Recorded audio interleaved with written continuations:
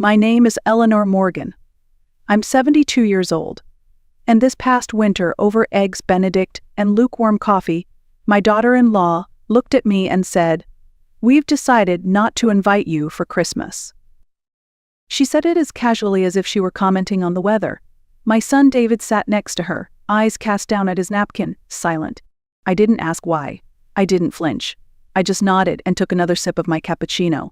It was easier than letting the ache show. We were sitting at Willowhearth Cafe, the same corner table we always took before the holidays. So the brick walls were dressed in pine garlands, golden string lights curled around the windows. The whole place smelled like cinnamon and wood polish. But that morning, it all felt cold. I'd arrived early like always. I ordered a cappuccino and a slice of cranberry walnut bread. Same as every December. Ellie, the young waitress with the short curls and kind eyes, didn't even need to ask. She smiled when she set the plate down, said, "Good to see you, Miss Eleanor."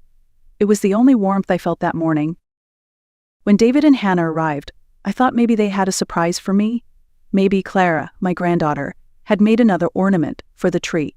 But no. What they brought was a decision clean, final, and wrapped in politeness. "We just thought we'd try something simpler this year," Hannah said. "Clara's getting older and needs her own space. Jonah's still little, so he won't really notice."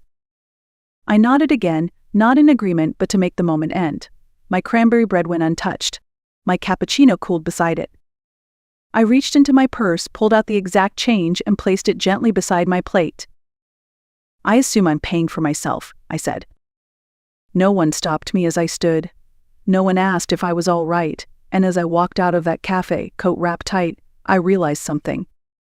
I wasn't leaving because I was angry. I was leaving because the script had changed and no one had saved me a line.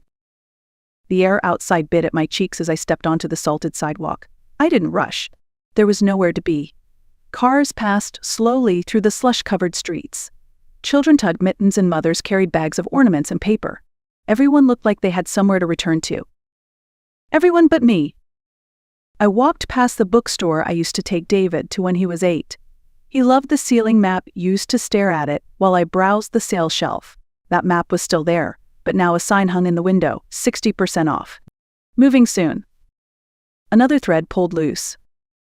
That bookstore had been mine once, not by ownership but by presence. I knew the aisles. I knew the owner's cat.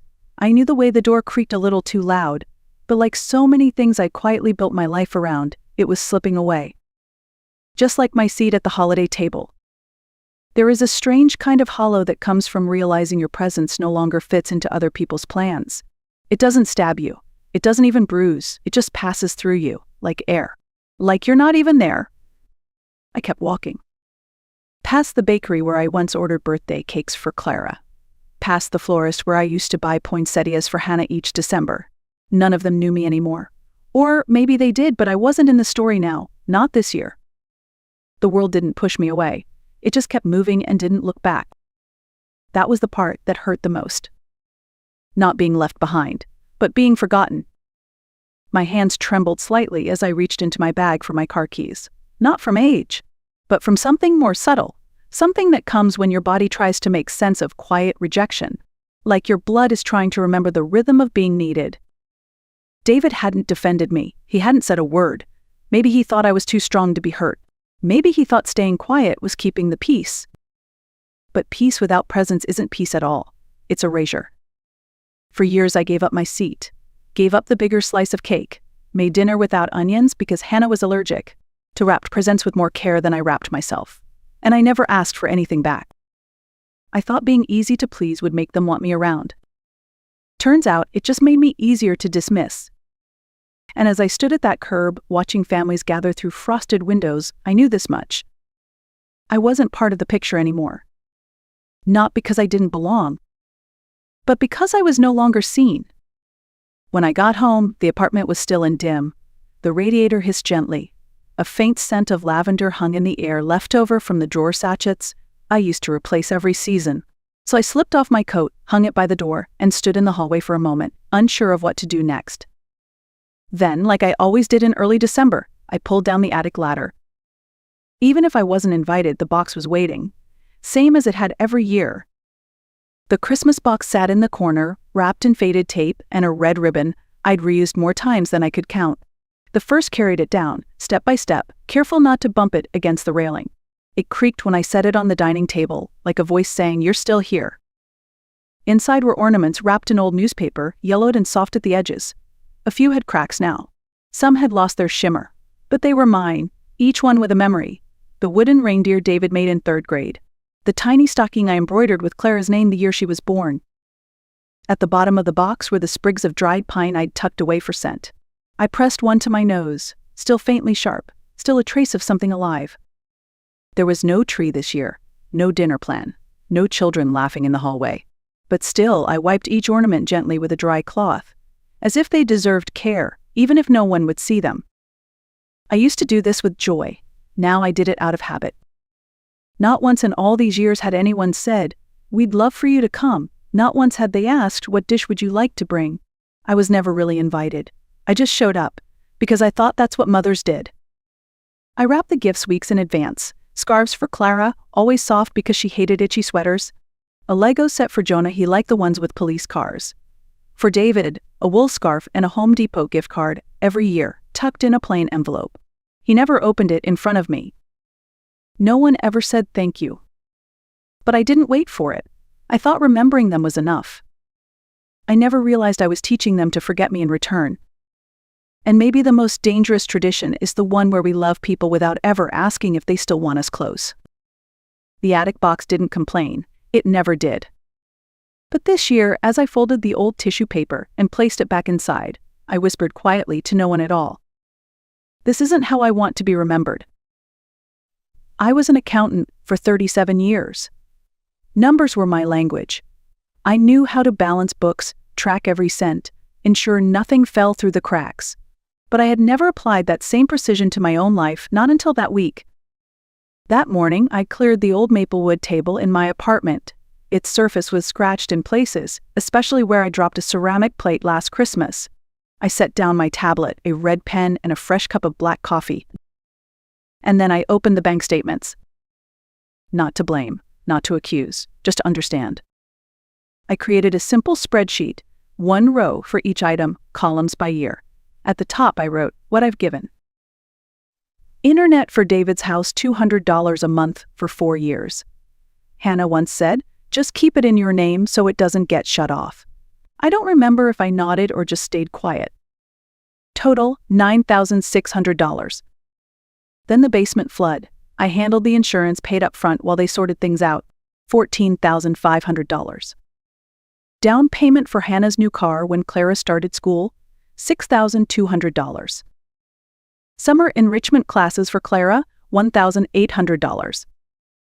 Emergency room bill when Jonah had a high fever 2 winters ago, $3,200.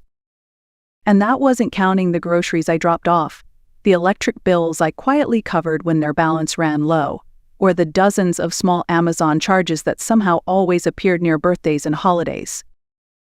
I stared at the final number, $276,800. It wasn't the money that stunned me. It was that I'd survived giving it away. Not comfortably, not proudly, just barely, like someone crossing a frozen lake and only realizing how thin the ice was once they've reached the other side. I had never asked for repayment, not even acknowledgement. My kindness was quiet. My support invisible. But somewhere along the line they started seeing it as expected, not generous, just standard. I'd become the family foundation they never thought to thank. I picked up the phone and called the law office I'd used for years. I'd like to stop all recurring transfers, I said, and I want to review every authorization with my name on it. My voice didn't shake. It didn't rise. It was just steady. That afternoon, I walked to the local diner, the kind with round steel tables and peppermint tea that still comes in real mugs. Silas was already there, his silver hair now whiter than I remembered. We'd worked together on a few nonprofit audits after retirement. I heard you're redoing your will, he said as I sat down. I nodded. It's time I redefined what my share really means. Silas didn't ask questions. He just passed me a slip of paper with something handwritten on it. They didn't exclude you because you didn't matter, it read. They excluded you because they assumed you'd always be there. I smiled, just faintly. Maybe I had been too present for too long. Maybe it was time to become visible again by stepping away. I didn't leave in anger. That part always surprises people. I left because I had stayed too long in a place where my presence was taken for granted. And that realization didn't come with fireworks or shouting, it came like winter itself, quiet, steady, undeniable.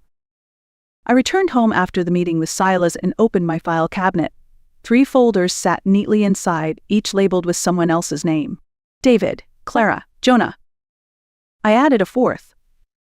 It said, Eleanor. Then I transferred $12,000 into a savings account under my own name. Not for emergencies, not for anyone else, just for me. It felt strange, almost selfish. But then again, it also felt like air after too many days in a windowless room. No one knew. No one needed to. That evening, I packed a small overnight bag, a few warm sweaters, my winter boots, a book one hadn't yet finished, and the keys to the lake cabin, the one tucked deep in the woods outside of Willowbrook. It used to be our holiday escape. Now it would be mine alone. As the snow started falling, I drove slowly. The cabin sat near the edge of Pinywood Lake, where the water turns to glass in December, and the wind hums against the evergreens.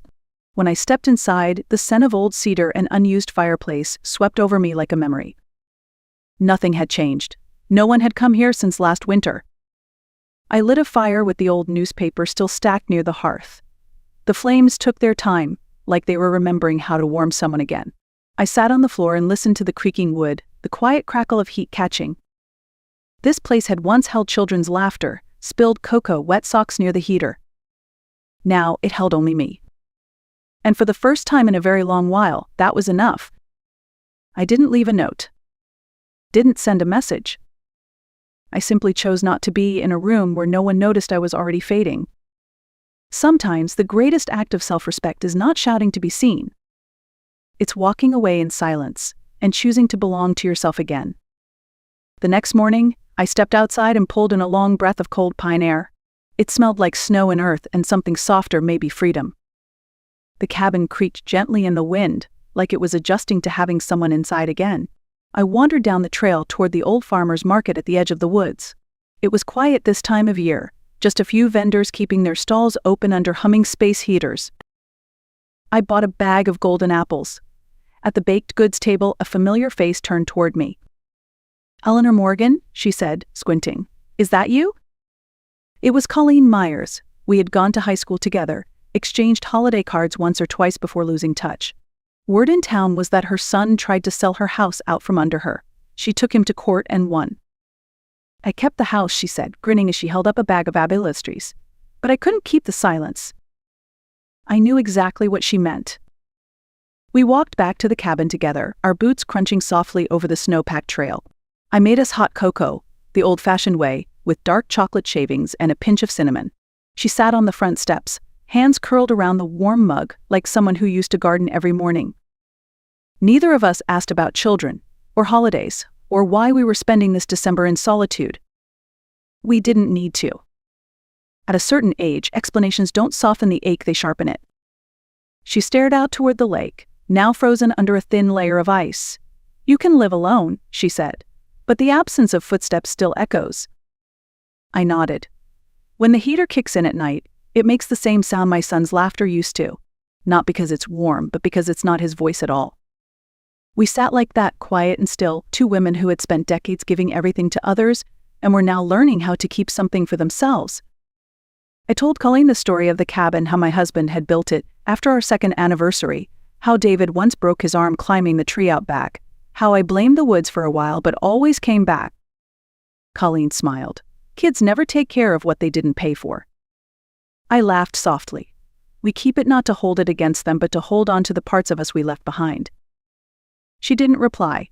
She didn't need to. Some sentences are written only for the person who says them. When she left, she waved and said nothing more. And I didn't feel alone. Because some people don't need promises to return. They just know when it matters. It was 3 days before Christmas when I saw the sub. Parked just outside the gate of the cabin, engine still running, windows fogged from the inside. Silver gray. Same license plate David had picked out when he got his promotion in 2018. I didn't rush to the window. I didn't hide either. I just stood there, teacup warm in my hands, letting the quiet speak first. After a moment, the doors opened. Hannah stepped out first, holding a box wrapped in red ribbon. David followed, slower. And then Clara wearing a red hoodie, clutching something round made of pine branches and yarn. I opened the door just wide enough. "There's coffee," I said. No hugs. No, we've been so worried. No explanations. Just the sound of boots on snow and the creak of the floor as they stepped inside. Hannah placed the gift box on the table without saying a word. David looked around like he was visiting a childhood memory that no longer recognized him. Clara stood quietly near the fireplace, eyes on the small tree I'd decorated with paper boughs and pine cones from the backyard. Hannah broke the silence. "I know it was sudden when you left. I thought maybe you just needed space. But Clara missed you." I looked at Clara. She didn't speak. She just placed a handmade wreath on the table. Wire, ribbon, 2 uneven paper snowflakes taped to the sides. David sat down across from me, his voice low. "You leaving, it made me feel lost." I didn't flinch, just sipped my tea. "I'm not angry," I said. "I just don't live by instructions anymore." They didn't argue. They didn't defend. Because deep down they knew. I had finally started choosing myself. They left without asking if I'd return.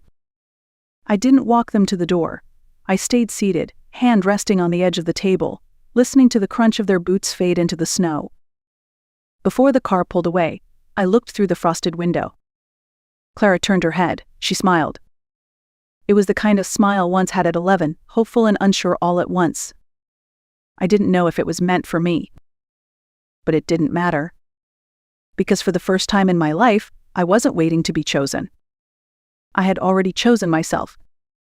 A week later, I returned to Page Pine, the little bookstore tucked at the corner of town where everything moved slower, softer. Evelyn, the owner, waved as I walked in. "Ellie," she said like she'd been waiting for me. "We were hoping you'd come back." I brought a basket of cinnamon cookies and a worn copy of A Winter Tale.